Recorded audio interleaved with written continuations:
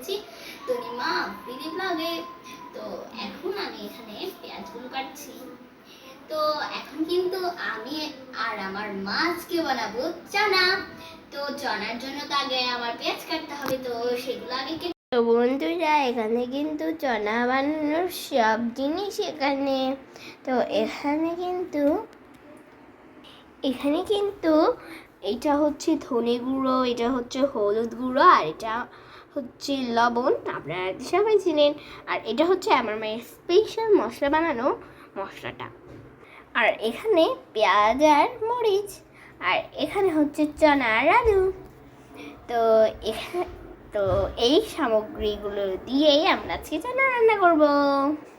এখানে কিন্তু আমার মা আলুটা একটু মেখে নিয়েছে। তো এখানে আমাদের একটা পাত্র লাগবে। এখানে কিন্তু একটা পাত্রতে আমার পরিমাণ মতো তেল দিয়ে দিচ্ছে। এটা কিন্তু সয়াবিন তেল।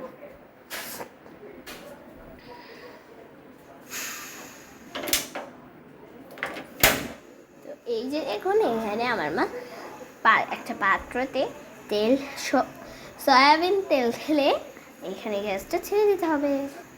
এখানে কিন্তু আমার মা ওই যে ওখানে পেঁয়াজ আর মরিচ ছিল সেগুলো দিয়ে দিচ্ছে।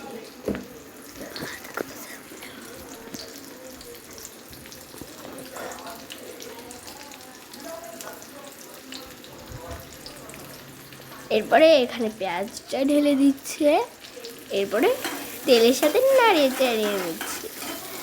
এখানে কিন্তু পেঁয়াজ আর মরিচ দুটোটাই রয়েছে।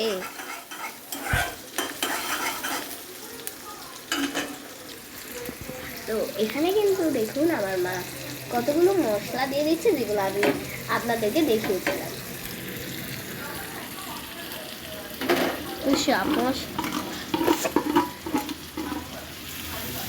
এরপরে একসাথে সবগুলো মিক্স করে নিচ্ছে।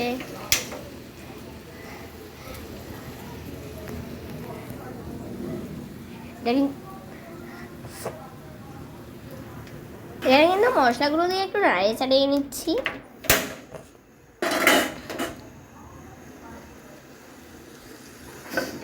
এরপরে একটু ঢাকনা দিয়ে দিতে হবে, কিছুক্ষণ ওয়েট করতে হবে।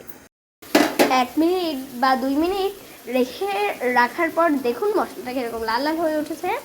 এরপরে এখানে চানাগুলো দিয়ে দিচ্ছি 1 থেকে 2 মিনিট পর কিন্তু। এরপরে কিছুক্ষণ ওই নাড়িয়ে নিতে হবে, খানিকটা মশলাগুলোর সাথে একদম ভালোভাবে মিশিয়ে নিতে হবে।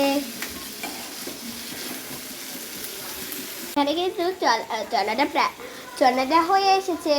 তো এটাকে আপনারা ছোলাইও বলতে পারেন বা চানা ভাজিও বলতে পারেন। তো আজকে এই চানাটা আর আমার ব্লগ এবং আমাকে যদি ভালো লাগে তাহলে একটা লাইক আর সাবস্ক্রাইব করে দেবেন। Bye bye. পরে একটা নেক্সট রান্না বা অন্য কিছুতে দেখা হবে। Bye bye.